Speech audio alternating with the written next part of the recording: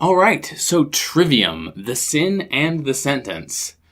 New album. It just came out today, 200 years ago or whatever space star date it is.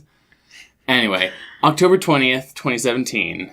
When was their last album? 2015? Yeah, a reasonable amount of time ago. Silence in the Snow, and there was no screaming on that album. Yeah, whereas this album, in contrast, has a pretty solid amount of screaming. There's a good, we'll get to this later, I'm sure, but there's a really good mix of screaming and singing. This album is all over the place in a good way. So let's start right at the beginning.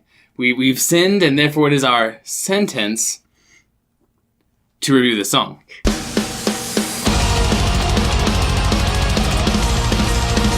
All right. Was this song, did it sin for you, or was it angelic? Somewhere in between, I guess. This whole album is somewhere in between for me. Yeah, let's see. Let's start with the just straight up beginning. It starts with 30 seconds or more of just obnoxious wind noises. I feel like that's a trope in albums these days, is to start with some sort of silent bit, so you turn up your radio all the way, and then it blasts you out with noise, and you're like, yeah! You are stunned. Gotta turn that back down. I guess I get that, but my problem is, this album is 57 minutes and 47 seconds long, I believe. That's a really specific number that I just believe it is. And it doesn't... There are several points throughout it, but in this song is an example, where there are these long stretches that I guess are artistic in nature, but really they could be cut out to shorten the length. Yeah, that's these intro bit. I'll be willing to forgive it because it's the first song on the album, so that, of course, they want to have a build-up to the whole album and not just this song per se. But all right, now speaking directly of this song, I would say it starts off sounding almost like power metal because they got a new drummer for this album. His name is Alex Bent. Boy, is he energetic. Yeah, so he used to be in Battlecross, but now he's in Brain Drill, which is a tech death band, and Dragon Lord, which is a symphonic black metal band. Sounds more appropriate. Yeah, so this is the first song and album all by itself that has blast beats in it since they're in Waves, 2011 album. So he really brings it hard, especially in this song. This song has the most blast beats of any of the songs on the album. Yes, it does. Okay. Absolutely, it's full of it. And like I said, No, this song, just let's start at the beginning with it. The drummer shows, especially in the intro, he just goes hard. He goes hard the whole song. Especially during the guitar solo, before and during the guitar solo, I noted that there were some sick drum fills. I think just because he didn't want to sit there and get bored while the guitar solo was happening, so he's like, I'll just throw in some... Yes, I will say, this guy fills it up. Every moment they could have... There might be more fill than actual groove going on. Well, yeah, that's it's funny. This album is partially labeled groove metal, and there are times where I would definitely say, like I said, the chorus of this song is very headbangy. I would say the drumming is not very groovy. Yes, and it's funny that you say that. I would say for some of the songs it's a little slower, but for this one and several of the other more hard songs, he's, like I said, every moment where there can be drums, he's either doing bells, because he loves bells, or doing a blast beat, or filling it up with all kicks. And it's funny, you always talk about snare tone and how you like this snare tone and that snare tone. The snares were really quiet in this whole album, I feel, as compared to the kicks, which were front and center. But I think that's kind of nice because it gives you you can tell when he's going for those really fast double kicks that you're like, wow, it's not overwhelming in a bad way, but you can feel it in your soul. Yes, and I would say there's just, if you mentioned earlier that the drumming, the solo was especially crazy. But I wouldn't say especially crazy, but it was just a little ear-catching. If for some reason I didn't feel like listening to the guitar solo, I could also listen to the drums and be like, wow, that's there's stuff going on there. So I think it goes without saying, just speaking of solos, that Trivium can write a darn good solo. Yeah. They're part of that same new wave of American heavy metal that, Avenged Sevenfold and everybody's part of. And we'll bring that up in a minute here, too. But this one has a super, super, super short solo. It's really, really tiny. Yeah. And I'd say that the start of the guitar solo was a little weak for me. Really, I just called it... It didn't take off right away. Well, I say it's sort of started with a bridge solo for the solo, whereas this short, sort of simple neoclassical thing going for it. Mm-hmm. And the solo itself is a neoclassical, crazy shred. Yeah. I'm going to throw the word neoclassical around a lot because they did a lot of, direct scale stuff with their solos on this album. But the whole song kind of like changes at the last part because like it becomes very repetitive and chorusy when they say "you condemn me," like repeatedly again and again and again. The last part. Yeah. So are you talking about the last minute of the song? Just and then the last minute it's just mad blast beats all the way to the end. I wrote it's from a thrashcore song. Yeah, well, I would say this whole album has a very thrash but still core feel to it. Thrashcore, it's a thing. Yeah, but like more complex than that, though. Like, oh yeah, this is also a very complex album, but we will definitely say that more than once. Mm-hmm. Yeah, so I think this was Alex Bent kind of showing off what he could do for them. And it's just really impressive. It's beyond compare, but it's certainly not beyond Oblivion.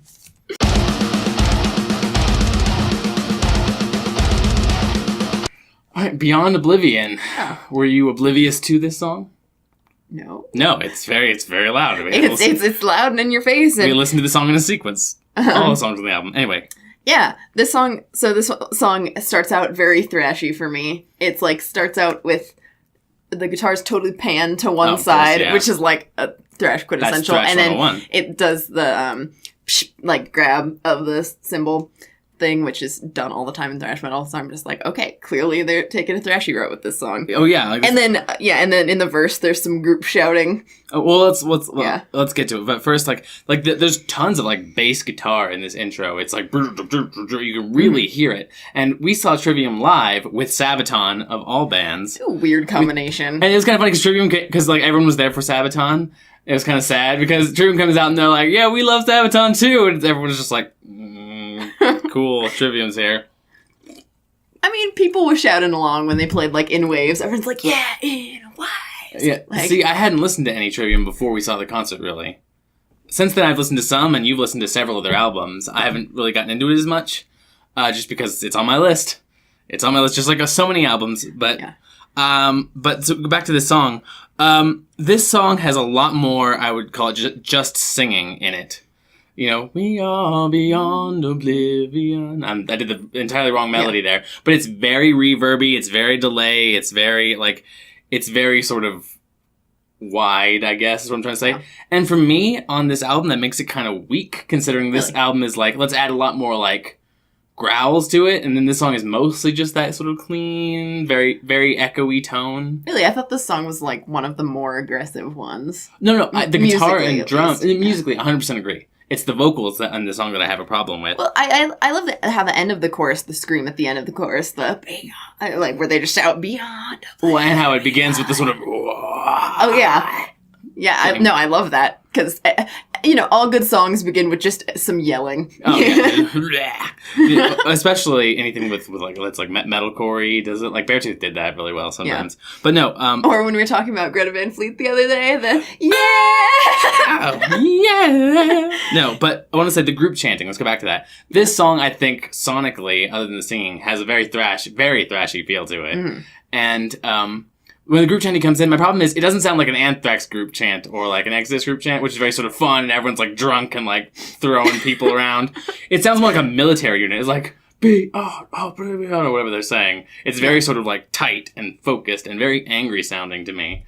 And it's great. Don't get me wrong. It's awesome. This album is awesome, but for me, it was kind of like weird, and like I said, the soft reverb vocals didn't really match up with the shouting as much. To me. And as far as like transferring from section to section of the song, like I felt like it was a little stitched together. Yeah, like beyond. Like there's a section where he goes go, and then there's like a stop, and then it's like goes into the solo. So I would say with their new drummer being like, fill it up and make everything really fast, that it's hard I would say it's kind of hard to change gears for them in this. No, I said after he says the word go, there's basically a drum solo before the guitar solo. Like there's guitars playing over it, but there's just wacky business going on in the drums. I've always said this about a lot of metalcore stuff. But the drums are mixed so far forward in this album. Like I said, the snare's kind of quiet, but the kicks and the toms are just like... There's lead drums. They're basically right under the vocals as far as mixing goes. I would agree. And like, in terms of like loudness, it's like vocals and then drums and then lead guitar and then like bass. Yeah, like bass is almost... There's some, like there's some moments where you can hear the bass. But for the most part, I would say they're beyond Oblivion. You can't even like hear them. I would say... So the bridge kind of annoyed me because they just repeated Beyond Oblivion. Like I said, just like the problem with the last one is that they have this sort of chorusy repeat of the same short phrase again and again and again. I know it's music, so you're going to get lots of repeats, but this album has a lot of complexity to it. There's lots of weird, like, changing of time signatures, lots of changing of keys, but for them to just have, like, a lot of repeated lines, to me, seems kind of not cool. I don't know. I think that's an acceptable thing to do, too, because then it gives the listener something to get used to. I mean, I can agree with you there. And I guess if we're talking about things that are nice, it gives you something to listen to. It's an album. What? So I would say the solo in this is mostly good. There's lots of, like, cool harmony stuff going on. Then there's these sort of, like, random wubs in it at one point. I literally was just like, there's these weird wubs. There's just these sort of, like, deep notes that just kind of go, and I see them, like, these big heavy bends sort of things. I feel like it really throws the solo off. I don't know if you... I guess I didn't really notice that.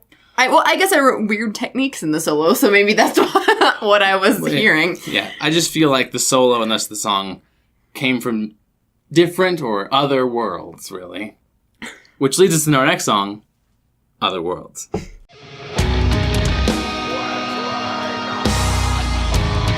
Other Worlds. Did it make you want to live in another world from this song? Sorta, yeah. Yeah, okay, so this song... You go ahead. Oh, no, I was just going to say, this is the most light, trebly song. I don't agree with you. Really? I think the song that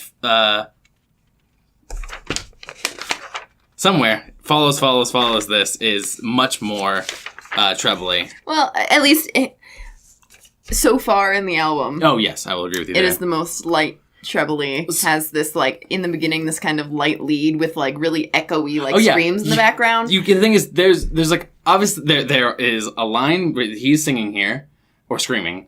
There are words that he's saying, but you won't be able to tell what they are because it's so far back mixed. I know it's an artistic reason he's doing it, but it just feels like, why? I'm not getting I thought it was just supposed to be, like, you can hear him coming. Is he running at us while singing? What was that? Oh no, Matt Heafy's approaching! Sure. Yes, I don't know. I kind of disliked how... And they do this again later. I think, literally in the next song, they do it again. And it's just, for me, it's like I said, these really quiet vocals, but the drums aren't far away. The drummer is, once again, he's right there up in your face, filling that intro. So it's kind of like, he's mumbling, and the drummer is really loud, so the intro to me kind of feels like... and then when we go into the verse, I thought the verse was kind of confused, because I feel like the riff only gets repeated, like, once, and then it switches to a different riff. And I'm like, could you please, my music brain wants this riff to be repeated multiple times. Well, what's interesting is I feel like this song... It feels very drum-driven. Everything the guitar is doing, the drum matches and surpasses, I said. Because every time they go, dun, dun, dun, dun, dun, dun, he goes like, he's like, he's either matching them or filling it completely. And it's like, for that, this song feels like, you know what Dave Grohl says, which is, what's the fastest way for a drummer to get kicked out of the band? Is to say that you wrote a song. This feels like if it was written by them, it was written by the drummer because everything matches the drums in this song. As far as I could tell, that's what I wrote. Yes, very drum-driven, basically matching or faster than guitar. I would say that the unintelligible vocals kind of carried on kind of. So in the chorus, Matt, I feel like he's pushing his high register too much. Where he's like, he's like, it really is a little high for him. Those vocals. I feel like he's trying to expand the box vocally, though. Like, I feel like he tried a lot of different vocal techniques in this album overall. And, I will definitely. Yeah, he's definitely trying to sing higher. Well, it's because now he got some training, for real training, after the last album. He went to this, did he go to the same, voice guy that, it wasn't like James Hetfield or somebody went to. He went to the same voice guy as someone else who was famous, and I feel really dumb for not knowing. Good to know. I mean, yeah, it's because he started as a screamer. Oh, because it was just, pushing his voice as hard as possible and, broke, on stage. I'm sure there's he had the same issue as a lot of people who start out who teach themselves how to scream, is that it was damaging his voice a lot. And so when he found that out, then he kind of switched to more clean singing. But now he's relearned how to scream in a not damaging way, which is really nice to hear on this album. Yeah, it's also his scream is so smooth. Yeah, it's really nice. You can tell, if you compare to, the earlier albums, that his scream is just a lot more it sounds more healthy. It sounds like at he's least hurting from the himself. point of view of someone who sings, like it sounds, less straining on his voice. But I think, but back to this song. Yeah. I think he is pushing himself a little too hard vocally on this song for the high notes. Yeah, it does sound a little bit strained, but I like that he's going for it. Well, and one of the last things I would say about this is, you know how we said, like, you know, the drums and the vocals are kind of weird. I would say the outro in this is really, it's unnecessary, it's a new riff, and it's really boring because it's just descending scales. It's just like dee-dee-doo, which is a thing they do throughout this album. I know several times they either end it or nearly end it with a dee-dee-doo, dee-dee-doo, dee-dee-doo, which is just descending scales again and again and again. I'm like, why? This is really boring. Yeah, like, and that makes me think of the bridge of the song, like, the solo or it might be the same solo that you're talking about, is mixed really quietly, and it's just kind of hard to hear what's actually going on. And on a different note, the lyrics right before this say, someone wake me from this nightmare, I can't even tell what's real. I can't escape myself. Sorry, no.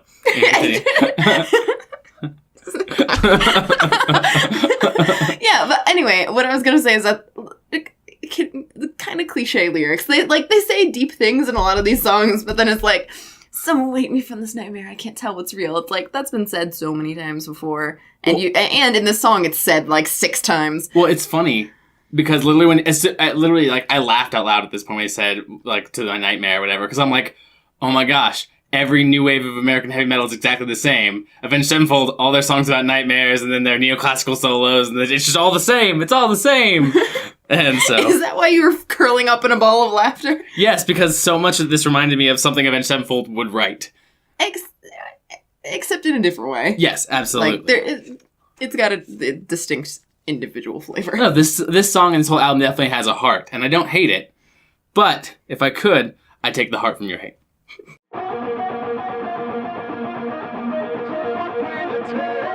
Okay, the heart from your hate. I didn't hate it. I didn't either. So, I was gonna say, this is the first single I heard from this album, though it was not the first single from the album. Yeah, the first single from the album, we failed to mention it, was The Sin in the Sentence. Yeah, but this is the first one I personally listened to from the album, and I must say the first time I listened to it, I was kind of like, oh, is this what the whole album's gonna be like? Yeah, see, I first listened to The Sin in the Sentence because we watched the video together, I believe, and I was impressed thoroughly by that. So, yeah, if I had heard this one first. So, this song, like I said, it starts off with the sort of muted intro again. I think even the drums in this one are muted. And then, like, he gets, like, the mumbly words, and then the first thing is, the heart from your hate. It's just, like, it comes in, like, heart from your hate. Okay, we get it. That's the title of the song. Yeah. Thesis statement. Yeah, and then it goes in the verse, which is kind of very soft and quiet, and it almost sounds like alt rock. Yeah, I said it's a super simple verse that has almost like no guitar at first. Yeah. It's just drums and vocals. Which is kind of I feel like it's kind of a thing to different degrees that they do in a lot of these songs, where the verse is very scaled back and has like little to no guitars, or just bass, or like just a chord or something. Yeah, I mean that's basically what this song did. Like, I'm just saying that's a trend. Yeah, and the end is kind of funny. This is where I've read that some people said that this kind of pulls from all their albums. The intro here has a very metalcore riff, and it's like I wrote chugs. Yep, choppy metalcore riff in the intro, chugs. But like you're saying, the verse has like almost no guitar at first, and then it comes in after. It does build a little bit in the pre-chorus, which I liked. Like, that's another thing that I like in several of these songs. I said that it's got good build from the verse to the pre-chorus to the chorus. Like, well, it's interesting because I would say it's not enough build, because in the chorus, underneath like his what will it take to pull my heart from you, there's like the guitar, the lead guitar once again is mixed below the drums, but it's down. It's got this like this trim picked plus in key notes going on. And it's like, man, that energy comes just out of nowhere for me. Yeah, and then at the end of the chorus, there's like this, everyone shouts, hey, deedly, deedly, deedly, deedly, hey. Except that only happens after the first chorus, which is weird. Yeah. After the second chorus, I'm like, oh, wait, where's the group shouting? I wanted to shout hate. Yeah, there are several times in the album where there's group shouting just once in the song, just at a point, and then it just doesn't go anywhere. I'm like, oh, is that like a thrash reference? Like the group shouting thing? I don't know.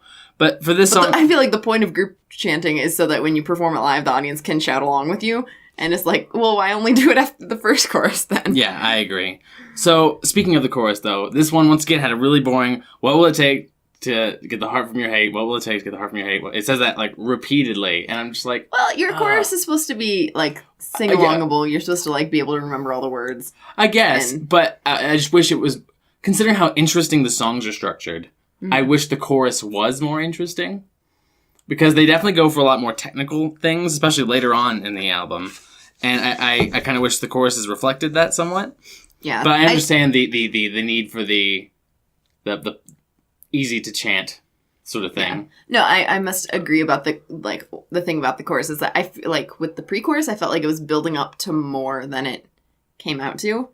Like, that's how I felt about a lot of choruses on this album. Like, they were very melodic and like la da da da la da da da da or whatever. And then I said that was kind of uninspiring. Yeah, which is kind of a shame. But like I said, this is the second single, and it was designed to get that other group of people. You know? That's true. The more melodic. So I'm sure the people who listened to the first one, they felt kind of betrayed, and Trivium was kind of their betrayer, just like this next song.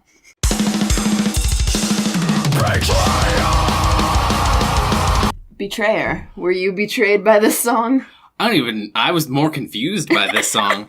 So, let me start off with, this feels like, my boy Bent was just like, that intro is awesome. Intro drum solo. Yeah, it was. For like 5 seconds. He was showing off every which way, and I loved it. It was great. The intro of the song is so intense, and like, intense.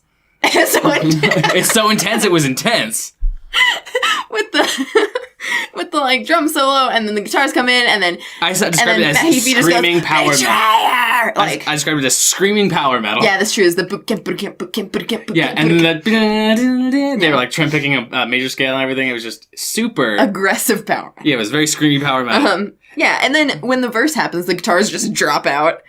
Well, for a bit, then they come back in. Yeah, but like, then the verse is like talked really weirdly. It's like someone going on a rant. Mm-hmm. I would say it's still melodic, but it's kind of, like I said, it's very much more spoken and enthusiastically spoken. A little talk-singy, I guess, yeah. And that for me made it weird. It is a little weird, but then the positive about it is that I feel like it's got a really good build. Like the first 2 lines of the verse had it like no guitars, and then they came in, and then the pre-chorus gets a little more exciting from there. The thing about the pre-chorus though is I kind of felt like it's from a different song. How did the pre-chorus go? It was just weird. Okay. It's just a little different than the rest. Well, this whole song is a little bit weird. Like I said, we go from the really energetic and talk ranty, singy verse into the chorus, and there's a key change mid-chorus. Yeah, that's really and these vocal slides. And chorus. There's a flat slide where he goes down to like a half step. Yeah, well, it's just the slides in the chorus I wrote were almost grungy. No, the song isn't at all. But just if you isolate the vocal line and like betrayer, like this is odd. Oh, and in going back to the first verse, the way he says betrayer bothers the crap out of me because he goes betrayer with the nasally R. He focuses on the R, and I'm like. You mentioned that he got voice lessons before this. I'm like, clearly he hasn't been taking them long enough to know that, like, you hold on the vowel and not the consonant. I'm sure he knows. He's just doing his own style. I guess for emphasis or whatever. Yeah. But. So after the chorus, because of the key change, and then at the end of the chorus, it doesn't change back down. They have a lead sort of mini solo instead. And during the solo, the key changes back down. It's strange. And I was like, this is just really, like, it's just a really weird structure that I just wasn't prepared for. Yeah, and then in verse 2, it's like, it's sung differently from verse 1. There's group shouts in it now. Yeah, I said the verse vocal really does not match the song in the second verse. Yeah, it's different. It's way different from the first verse vocal. Like, it's kind of roughly the same melody, but then there's, group shouts in it, and then it goes back into the chorus again. Direct quote, so much is going on in this song. Yeah, and so then when we get to the, like, solo... It's first of all, the solo is... This is one of the most intense, longest solos on the album. Mm-hmm. This solo it's crazy shreddy. It's all over the place. It's using a dozen different techniques. And then underneath, the drummer's getting real bored and just going on these little, like, bell rampages. Yeah, like I said, everyone was just told, put everything you have into it. Basically, as how I imagine it. And it's awesome. Like, it's super shreddy and fantastic, and everyone is going hard. And it's, like I said, it's, one of those moments where I've listened to Avenged Sevenfold before I listened to any Trivium. Mm-hmm. And I'm like, oh yeah, that's very new wave of American heavy metal to just do. So I don't know. Maybe that it just this song feels very new wave of heavy metal to me. Yeah. Well, the only thing that like this is not really related to your previous comment, I guess, but like thing that bothered me about this song a lot is the outro lead. Like kind of was just it's the descending scales again. Yeah, and it was just like the whole song is really angry and it's about betrayal. And then when you have these do things, then it's like that's not angry or betrayed feeling. Why would you end that song that way? Yeah, once again, I mentioned before, there's these really boring descending scales that just have nothing, that just feel like they're unrelated. And I feel like this song has a lot of weirdness in it, right? And in the end, there's some millennial woes with like a key change for like half a second in the last third. Like I look for it the second time again. I'm like, that's weird, and then it goes away. But in the end, like that descending scale thing really was not good. It was the wretchedness inside this song. Unlike the next song, the wretchedness inside.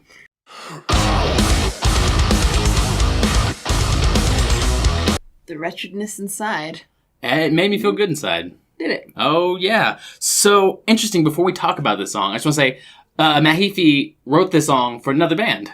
Huh. And they didn't use it. So, he's like, screw you guys, we'll make it awesome. And that's why I would say this song is one of the songs that sounds it doesn't sound like the rest of the album, I would say. Really? I would say this song is much lower, it's much chuggier, It is definitely chuggier. It's definitely much, I would say, heavier, but not in the generic metal term heavier. Like, literally, this feels like there's more weight in it than the rest of the album.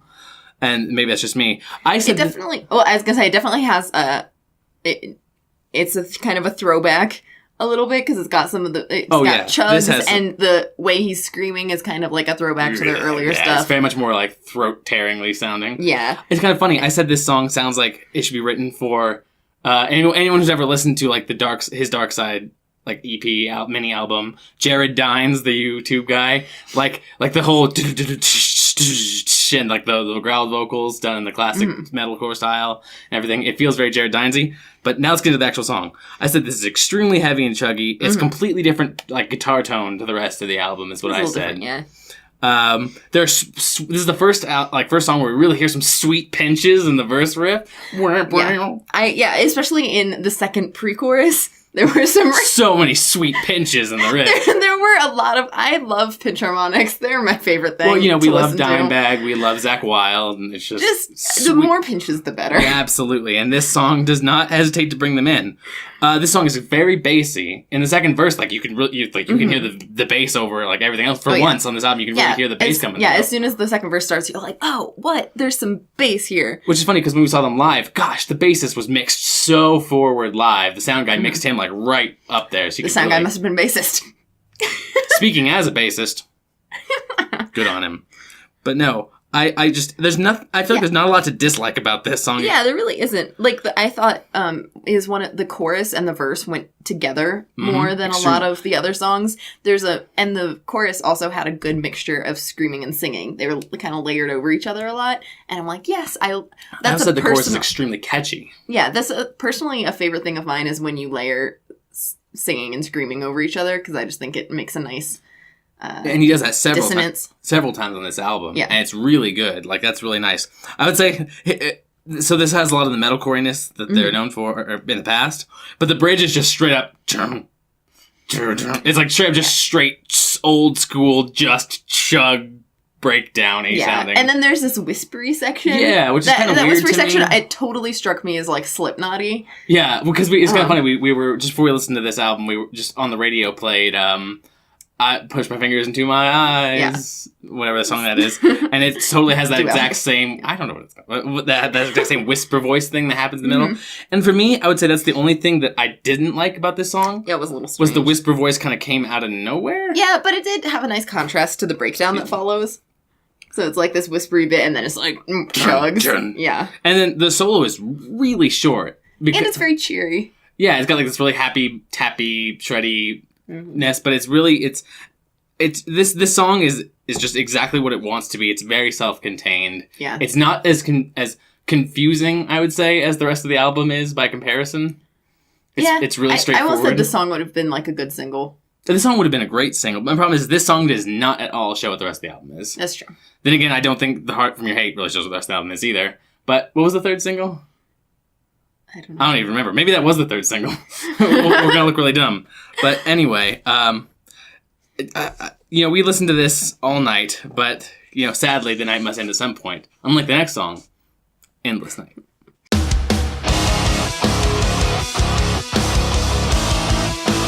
Endless Night. It felt endless to listen to, which is funny considering it's the shortest song of the album. I was just about to say, it's under 4 minutes. Yeah, it's the only one on the album that is under 4 minutes. The next closest one is 404, Song Not Found. Yeah, so this song is kind of more... Modern rock? Modern metal? Yeah, it's kind of uplifting. Not uplifting, but it's also very trebly. Except this song is almost backs away from being metal, I would say. Yeah. I said that this is kind of like the ballad of the album. It's right in the middle. It's song number 7, or 6 or 7, and it's much softer. There's as close as Trivium can ever get to a slow jam solo in it. Yeah, I wish they can't really. Which is kind of awkward because you feel them being like the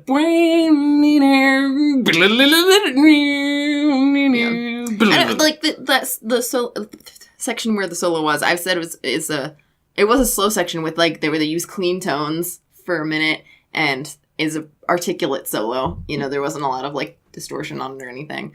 Yeah, like I said this was very melodic metalcore. This is very early 2010s. Like I said, modern rock, modern metal sounding. Yeah, and under the chorus is just some chords. Yeah, I would say this, and granted, is this an easily approachable song for people who don't like Trivium? Yeah, I'd say so.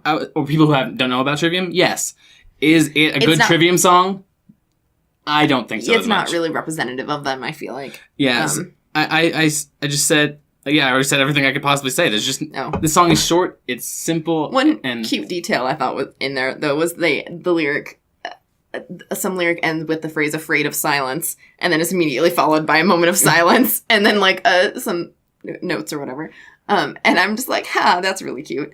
No. Oh, and I would say this song also... I agree with you. First of all, that's really cute. But it has almost like a classic rock sort of drums at some points where I was like, and I even said out loud, when did Lars Ulrich get here? Where it has this very simple sort of drum beat. And to me, it feels like you can feel Alex just being like, just like the solo. It's slow jamming, and then there's a really quick shred section, and then slow, really quick shred section. It's like they kind of went, we need a slower, more melodic song. Even though their choruses are all very melodic anyway. Mm-hmm. But they're like, we need a slower, more melodic song. And so they all were like, okay, put your... it's like in the story Harrison Bergeron, where people talented at things have to wear these weights or whatever. The dancers have to wear weights on their arms. It's like, okay, everybody put your weights on for this song. And... okay. So what you're saying is it felt like they, for a guitarist, they couldn't use both hands. Almost like they'd severed the hand. Just like our next song. Sever the Hand.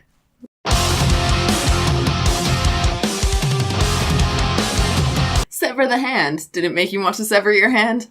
No, and I'm not sure why you would sever your hand. In fact, it's just so bad that you just were like, something to make me feel worse than that. No, it did not. But my gosh, they were certainly really fast shredding with hands. There was lots of trim picking and really fast riffing in the intro sort of areas.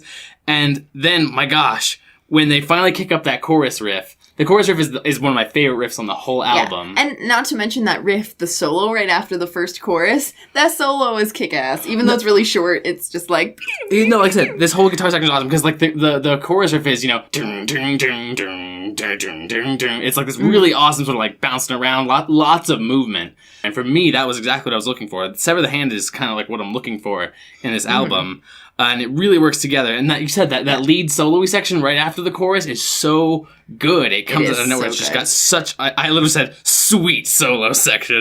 Yeah, no, and before we get out of this section of the song, the first verse and the first verse, I really like how it has 2 sections. It's got this da da da da da da da. It's this creepy melodic section, and then it immediately switches into a aggressive screamed section. Oh yeah, absolutely. It's again, that thing that has done really well throughout this album is that building in power throughout verses. This song has a great I'm going to say structure stuff. The first half of this song is really great structure, and I really, really enjoy it. The second half is where it kind of breaks down for me. It's kind of confusing in the second half. And that's not a metalcore joke.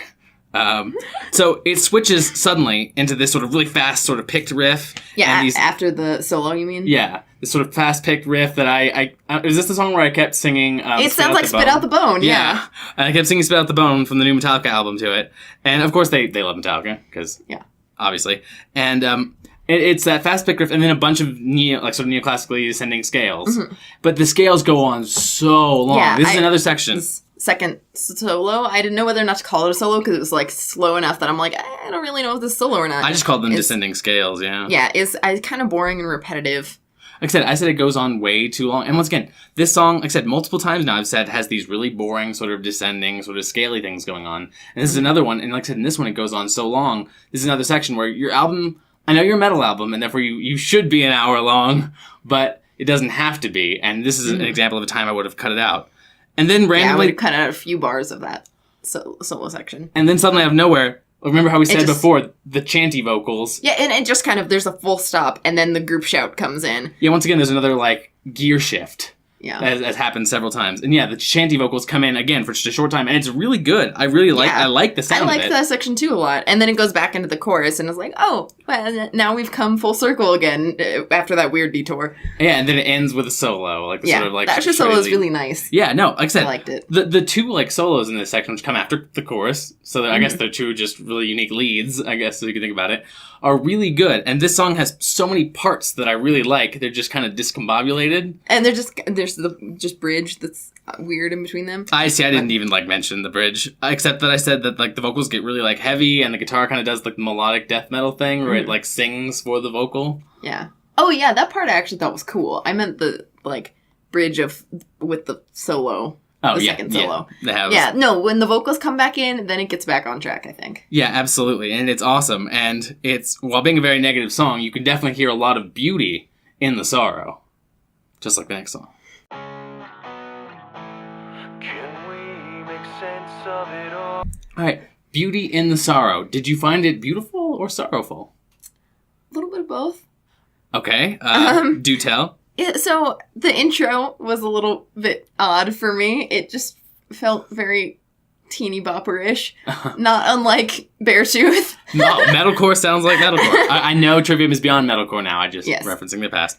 But yeah, I said the radio. I knew as soon as I heard him radio filter on the vocals, Erika's gonna be like, I can't stand it. It's the worst.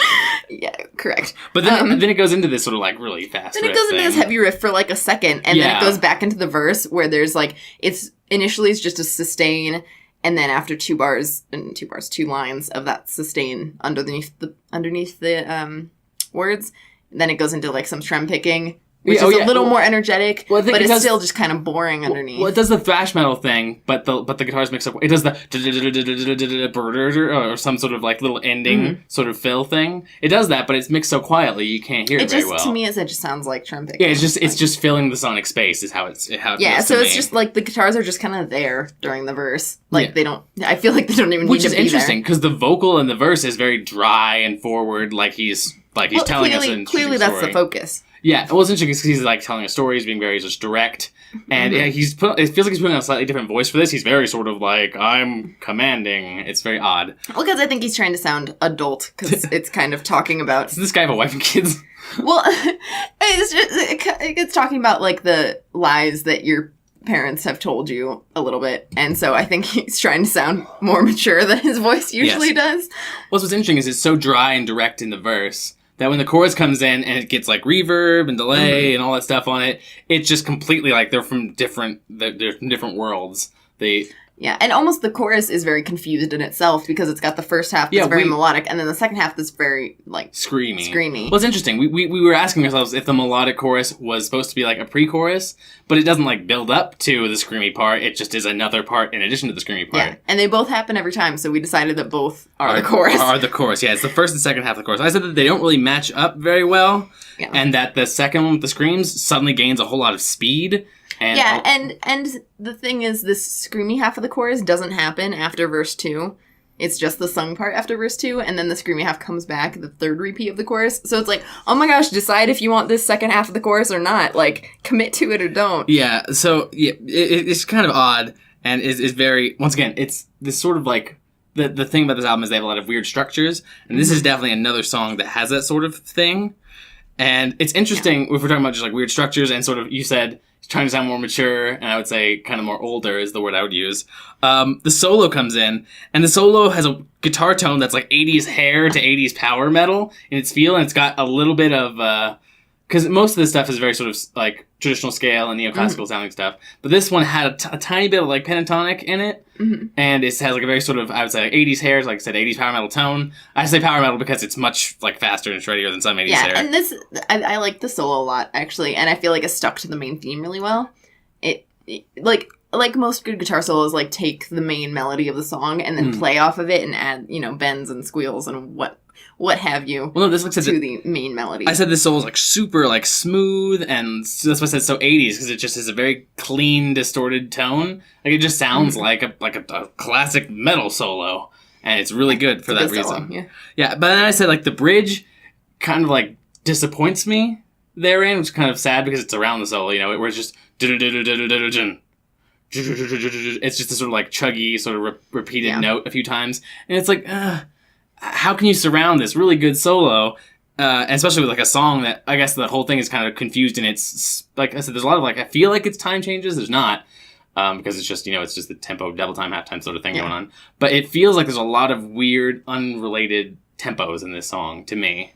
Yeah, it does kind of have the vibe of slowing down and speeding up a lot. I agree with you, and that for me is just kind of annoying. Like yeah, because it's like I'm getting into the tempo one section, it's like, oh, it's like putting the brakes in your car all of a sudden. Yeah, so my problem is I really like about half of this song, and the other half I want to get revenge on. You might describe me as a revanchist? Revanchist. Revanchist.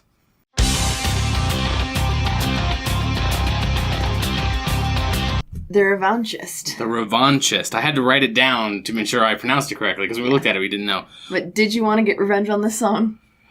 Even if I did want to get revenge on this song, it's too clever and full of wit and strange mysteries, and it's a dark, mysterious forest that I can't possibly ever do so. It's a mysterious forest. Yes. So, originally the album was going to be called the Revanchist. And then they decided no one would know how to pronounce that, so they changed it? Well, that's probably true, but no. So I was reading about this, and apparently his wife drew symbols for each of the songs, I believe. Originally, so you've seen the cover, it looks like this. You've seen the cover. That symbol is the sin in the sentence symbol. The triangle with fire in it is the sin in the sentence symbol. Originally, apparently, according to Matt Heafy, it was going to be gold with neon was the original like cover with the Revanchist. I want to see that. And I'm like, I would love to see this, and I can't imagine that being the cover for this album, having heard it, because it's very aggressive by comparison.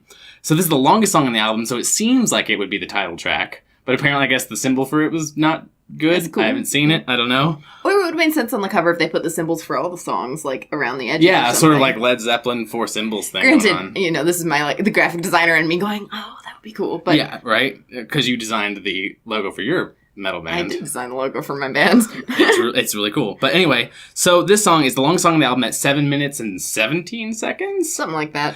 I don't know. It's not inordinately long, but it's long. Yeah. I mean, as far as metal songs go, that's fine. Yeah. But considering the album is 57 minutes and like 47 seconds long, that's 7:47. That's from this.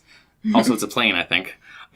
So the intro to this song is very bass driven. I love it. Like and the intro, just like all their verses have really good build. The intro of the song build up really well, even before the verse. Oh yeah, this song. Well, we'll get to how all over the place it is, but this song has so many good rhythms in it. It has so many good riffs in it. It has so many good ideas in it that I'm sad that it's one 7-minute song instead of 2, 3.5 or longer songs. But yeah, like it's so interesting. So I would say the verse, the first half of it anyway is really simple. It's almost kind of core because it's like yeah, it gives you a chance to listen to the vocals though. Yes, which I think is their goal with all of these simple parts of the verses is to give you a chance to listen to the words and be able to understand what they're saying. And I really like the vocals in this part of the song because it sounds like he tends to go either full clean or full scream, whereas this one I feel like he's going for more of the hard rock clean with grit. Yeah, absolutely, and he can do it most definitely. I like it a lot. What's interesting, I said the chorus was very closely mixed cleans and screams, But the first half is that rock voice. Mm-hmm. In the second half, they actually do just layer them for like this much wider sort of sound. Yeah. And my problem is when they do that, it kind of makes the words hard to understand at some point. Yeah, which is why this hard rock, his natural clean voice with grit in it is I think nice to have. I wasn't able to listen to much of the something in the Silence in the Snow, but I imagine like he probably did a lot of that on there. Because he couldn't scream at the time, so I imagine he did a lot more like, I'm going to put some grit in my voice. But all that changes at 3 minutes in, when the song becomes a new song for the first time. Interesting enough to say. So 3 minutes in, it entirely gets a new tempo, it gets a new riff. I don't know if it's a new tempo, actually, or it's the same tempo, but it's much faster. It's a new riff. And the solo is in this section. Mm-hmm. Well, yeah, I guess the solo is in here.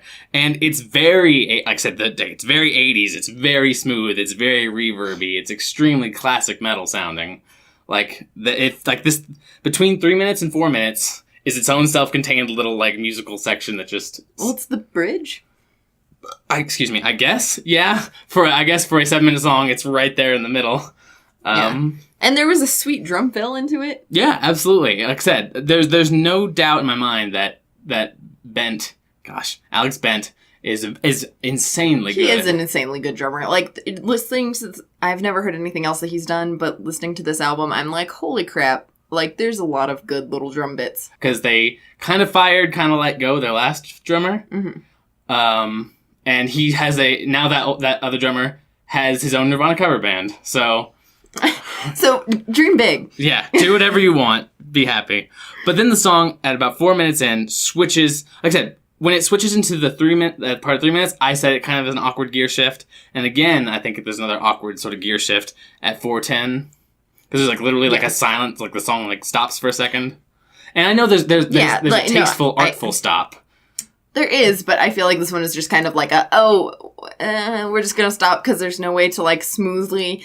transfer back into the main riff. Yeah. Well, the thing is, and the section at 4:10, it goes back into the descending scales again. It does the beat-er-der thing again. And I'm just like, I thought we could get away from this.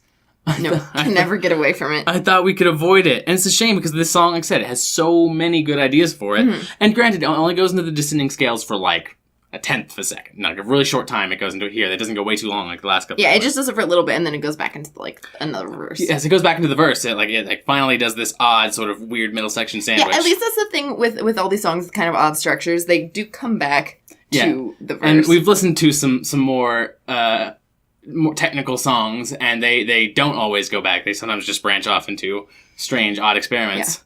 But no, this song does come back, except it gets this like weird choir and you even asked me like, is there, like, a girl in there? I liked it, though. Like, I liked... Because, the verse is very melodic and chanty anyway. So I'm like, oh, they're actually getting other people involved to sing this chanty chorus. Makes sense. See, and that's... I didn't like it because I think... Because it's... Well, the shout vocals that have been used throughout the whole album were all the same. They were all, like I said, that sort of very militaristic, sort of angry shout.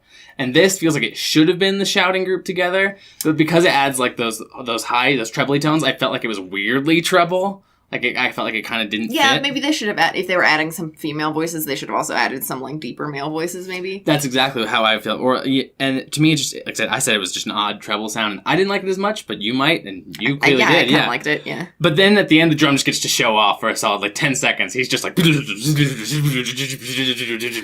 I mean, if you've got such a good drummer, just let him do what he wants. Yeah, I mean, he was absolutely nailing it. I would not deny for a second that it's good. What I will say is the song has a long guitar feedback sort of fade out thing going on for it. And I'm like, okay, we don't need this 10 extra seconds of you going, the album's very long. Let's go to the next song. I don't know.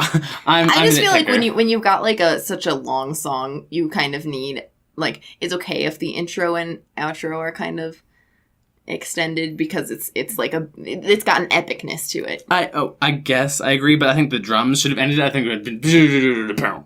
I think it could have ended that way. No, I agree they could have ended that way too. But. So, but that being said, I definitely wouldn't throw the song into the fire. Unlike the next song, thrown into the fire.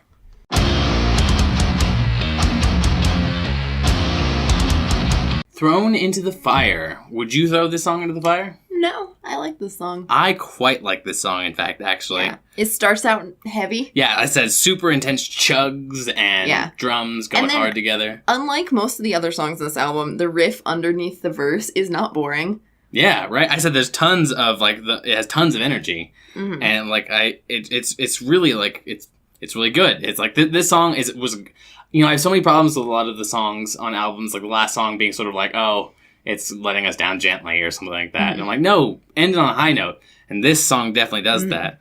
The chorus does the call and response sort of thing, where it has the clean vocals, and then like the deep vocals. It was kind of back and forth. And before the chorus, the pre-chorus, it has this kind of guitar singy thing, which I personally thought reminded me of Arch Enemy a little bit, in that it had this melodic part of the guitar and then the screamed part of the vocals, which kind of accented each other. And I'm like, I just really like when that happens. It's great that you think that, because at the time of filming this, Arch Enemy and Trivium are going on a tour together, and it makes perfect sense that they should be together.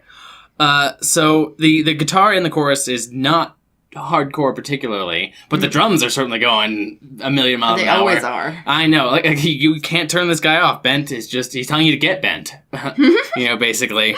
And he's really filling it up and getting tons of energy. So this song never stops. A lot of the rest of the songs, they have slow points or they go down, but this song doesn't, I feel.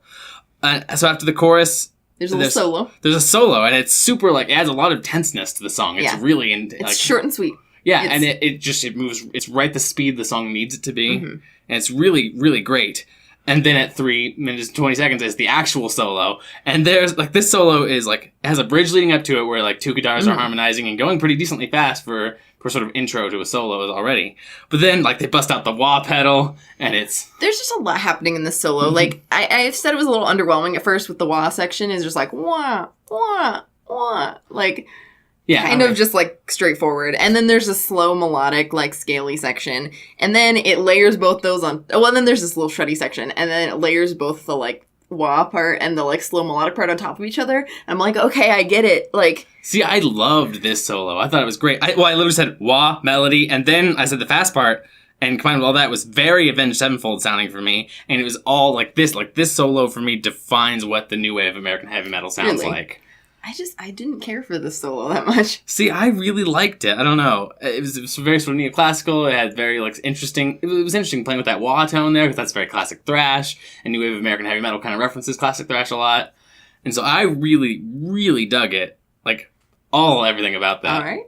Just me. But I would say that this feels like the most hardcore, metalcore sort of elements combined with modern, sort of thrashy elements, and it combined them really well.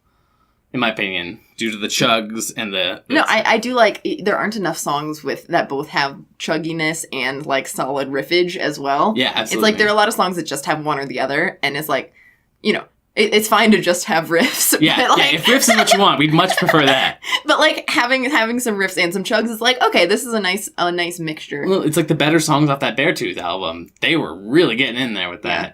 This is, where I hope Beartooth gets in, several years. Yeah.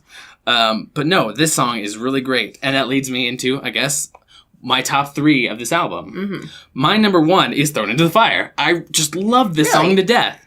I don't know why, but this song just spoke to me. It was really great. I had so much energy. The solo was really fun. The lead, the first sort of mini solo is really awesome. And it just kept me entertained the whole time. So it's definitely my number 1. My number 2 was Sever the Hand. Because, gosh, it has, sort of a grooviness in the chorus. It's got that outro solo that's really good. It's got his, vocal that breaks in and after the bridge that's very sort of, heavy and has the melodic death metal thing. It's just really, really good. And it was heavy and it was awesome. And it was exactly what I wanted. Those 2 songs are exactly what I wanted from the album. And then, of course, the first single and the title track, The Sin in the Sentence, is my number 3 because it's just... That's where their power. I called it very power metal sounding at some points because that's just it defines exactly what Trivium should be, which is mixture of cleans and screaming, and it shows off their new drummer and it brings back the blast beats that they've been missing since In Waves, and it's just awesome. It's just really great. Yeah, I sort of agree with you on these. My favorite was The Wretchedness Inside. I think I understand completely why you would say that, and The Wretchedness Inside is my number 4. Yeah. No, I like that one a lot. And then not labeled specifically, but my other favorites, The Sin in the Sentence, definitely also a favorite. I starred that one. And then my third favorite would either be Thrown into the Fire or Sever the Hand. Those two were great. Because they're just, like, I definitely feel like they have, for us, like, the most, like, just energy. They're pumped up, and that's the kind of music we like. Yeah. Whereas least favorites, I assume you probably will have the least... So there are 2 songs on this album that are my least favorite songs, and I think we're going to have the exact same 2 songs. Would it be Endless Night and... Other Worlds? Other Worlds? Yes, they are. Endless Night is the bottom. Endless Night is the worst. Because it's, like I said, it's like modern rock, modern metal. It's almost not even metal, as I said, and I found it to be really boring. And I know it was the middle of the album and you need a soft song because it's all very heavy before then. I understand that. But for me, it was just kind of boring, and it wasn't fitting in with what the rest of the album is trying to get across, I would say. And then Other Worlds, it's like I said, the unintelligible yelled intro vocals, the high notes that he couldn't quite reach in the chorus, and it's just. And the descending scales thing. The descending scales thing is so boring. And the song also did have the cliche of having the, like, you know how you do 2 repeats of the chorus at the end of the song, and the first repeat is, like, really soft with, like, no instruments, and then the second one is, like, louder. Yeah. Has that cliche in it. Yeah. So, all I can say is, like, this album, I thought was really good. I was surprised thoroughly by this album. Well, I mean, you don't really know that much Trivium. The thing is, I haven't really listened to much Trivium, so... that answers the question, would I listen to more after listening to this? Absolutely. This album was great. I saw incredible skill in the solos. I saw incredibly interesting riffs. Granted, none of these riffs are riffs you're going to be like, oh, I remember that riff, like, so readily. Like, everyone knows the riffs for, Enter Sandman. Everyone knows the riffs for all kind of stuff. But this album will not have any riffs that you directly remember. But that's not really what it's going for, I guess. Yeah. But I'd say even the worst songs on this album were still, like, good. Oh, yeah, absolutely. So, that being said, I know you already listened to Trivium, but now are you, like, doubly interested in doing so? Sure, yeah, it's not my favorite Trivium album, I'd say. What is? Shogun, I'd say, is my favorite Trivium album. I also have Ascendancy and In Waves. Those are also good ones. But I'd say it's definitely solid. And I think we can easily say, would we recommend this to others? Yes. Because this also is another example of, it's got a little bit in here that can entice anyone. Yeah, like if you're a thrash fan, if you're a metalcore fan, like you'll definitely like it. Yeah, someone out there likes Endless Night as their favorite song. Someone does. But it's not us. But that being said, I would rate this song, if I had to rate it, I would say it's a solid, probably an 8. Out of 10, maybe even a 9, because it's just really good. I'd say like a 7 to 8. Well, I would say the only thing that would make it a 9 would be further listenings on my part. I've listened to it several times, and you know me, unless I really understand the songs, I don't think they're great or perfect. So I would say an 8 is solidly where this is at for me. There's almost nothing wrong with this album. There's just a lot that's right and experimental, I feel, for them. Yeah. So yeah. Well, and they've never had going ABC, like, very straightforward structures. Like, they've definitely experimented with that over time previously, too. And their producer for this album has produced for both, or at least mixed and engineered for both Lamb of God and Demi Lovato. What? So the guy's got he's a very famous producer whose name is escaping me at the moment. Well, I mean, Lamb of God makes sense. It's another new wave American heavy metal band. So the fact is, but if you looked at, like, there's tons of these style bands that he's done before, so they were in good hands already, producer-wise. So it sounds great. It's a lovely album, yeah. So in the end, I think that The Sin in the Sentence, if this is the sentence that I'm sentenced, like we said at the beginning, then I'm glad I committed that crime. Yeah. All right. So I guess in the end, everyone's a critic, including us. So bye-bye.